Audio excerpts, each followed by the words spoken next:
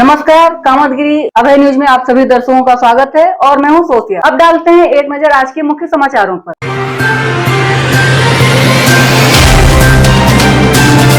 Break के बाद और आप देखते रहिए Abhay TV. Shriji international public school हमारी संस्था CBSE से मान्यता प्राप्त है, जहां विशाल भव्य भवन में प्ले ग्रुप से इंटरमीडिएट की शिक्षा कुशल अध्यापक अध्यापिकाओं द्वारा दी जाती है।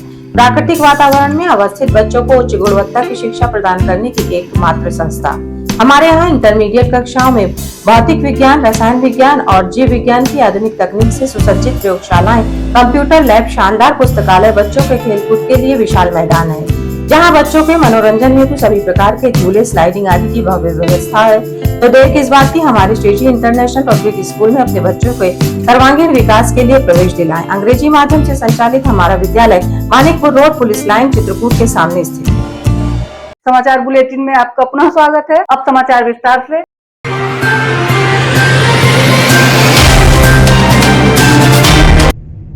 खुले आसमान के नीचे 12,000 लीटर डीजल हादसे का इंतजार। और अमल न करने के बाद खुले में आप जाके देखेंगे वहाँ पे एकदम बिल्कुल जो प्राइमसेज है वो बिल्कुल खुला हुआ है और वहाँ पर 12,000 लीटर, 1-2 लीटर नहीं, 12,000 लीटर विस्फोटक है, ये एक तरह से ज्वलनशील पदार्थ है, उसको रखा गया है। क्या एक बड़ा हादसा होने का इंतजार किया जा रहा है? क्या नियम कायदों को ताक पर रखकर लोगों की जान से खेला जा रहा है?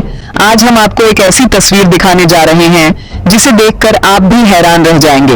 ये मामला उत्तर प्रदेश के चित्रकूट जिले के मारकुंडी थाना क्षेत्र के इटवा डुडैला गांव का है, जहां नेशनल हाईवे 145B पर एक नया पेट्रोल पंप बनाया जा रहा है। लेकिन चौंकाने वाली बात यह है कि पेट्रोल पंप अभी पूरी तरह बना भी नहीं है और उससे पहले ही यहाँ खुले आसमान के नीचे करीब 12,000 लीटर डीजल का भंडारण कर दिया गया है। जी हाँ, बिना किसी सुरक्षा मानक के, बिना फाइनल NOC के और बिना वैध भंडारण लाइसेंस के। और दूसरी सबसे बड़ी चीज क्या है कि जहाँ पर इतना बड़ा ज्वलनशील पदार्थ रखा गया, भंडारण है किए हुए है और ऐसे तरीके से भंडारण किए हुए कि ना तो विस्फोटक विभाग से कोई NOC ली गई है।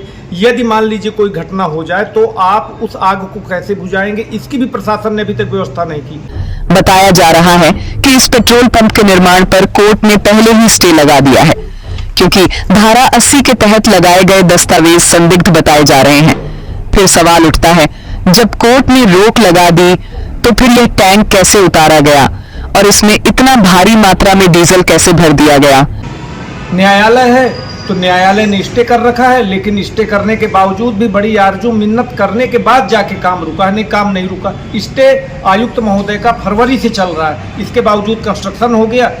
यहाँ अभी छत तक नहीं बनी है, सिर्फ दीवार खड़ी है और इतना सारा डीजल भर दिया गया है, कभी भी हादसा हो सकता है। आज जो है एक वकील के साथ इस तरह की एक हरकत की गई कि उसकी जमीन कब्जा करने की कोशिश की गई और उसी के जमीन पे इतना ज्वलनशील पदार्थ 12,000 लीटर मात्रा में रखा गया। प्रशासन है पूरी तरह से मौन है और इंतजार कर रहा है इस चीज का कि एक बड़ी घटना घटित हो। स्थानीय लोगों का कहना है कि यह इलाका जंगल और पहाड़ी क्षेत्र से जुड़ा हुआ है, जहां गर्मियों में अक्सर आग लगती रहती है। अगर आग यहां तक पहुंच गई तो क्या होगा, इसका अंदाजा लगाना भी मुश्किल है।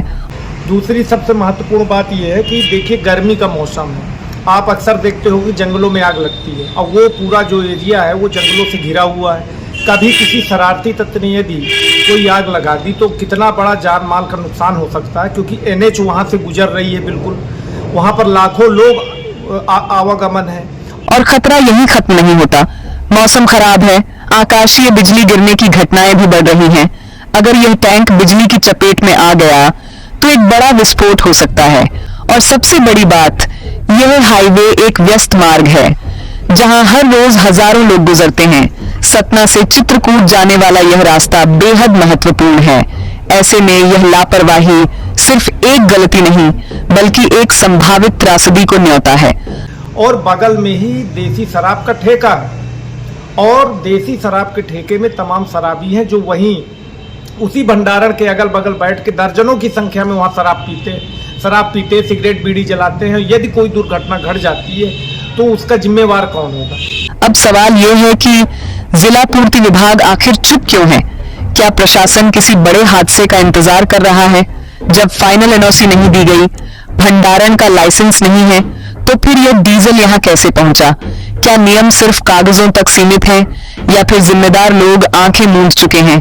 यह सिर्फ एक खबर नहीं बल्कि एक चेतावनी है।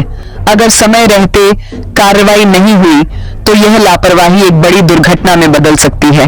इसके लिए हमने जिलाधिकारी महोदय, एसओ मारकुंडी, एसडीएम, तहसीलदार, लेखपाल, सभी सक्षम अधिकारियों को हमने लिख के लेटर दिया, उनको स्टे ऑर्डर से अवगत कराया। लेकिन आज तक जिस जगह वो भंडारण है उस भंडारण के पास एक भी सिक्योरिटी नहीं है। जो 12,000 लीटर विस्फोटक आप दबा के रखे हुए हैं वहाँ पे बिल्कुल भी कोई सिक्योरिटी नहीं है कि अगर कोई दुर्घटना हो तो उसको कैसे आप रोकें। अब देखना यह होगा कि प्रशासन कब जागता है और इस खतरे को खत्म करने के लिए क्या कदम उठाए जाते हैं। अगर आपको यह खबर महत्वपूर्ण लगी तो शेयर जरूर करें।